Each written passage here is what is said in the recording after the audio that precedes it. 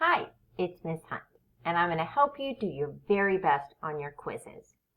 The first thing you're going to do is log into Buzz and open up your course. Then I want you to open up the lesson and the information you're going to learn.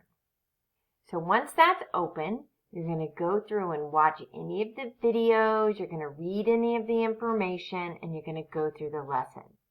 When the lesson's complete, it'll be time to take the quiz.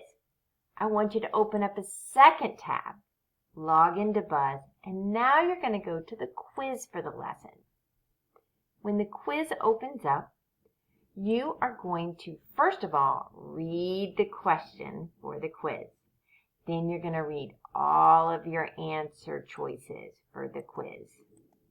When you're done, you're going to go back to the tab with the lesson information. Reread what you need to find the answer. Don't just guess. Go back and read it.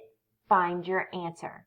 Once you've found your answer, go to the tab with the quiz, select your answer, and decide which one is the correct answer that you found. Then submit it. Go to the next question. You're going to read the question and your answer choices. Go back to the tab with the lesson. Find the answer, then answer the question for the quiz.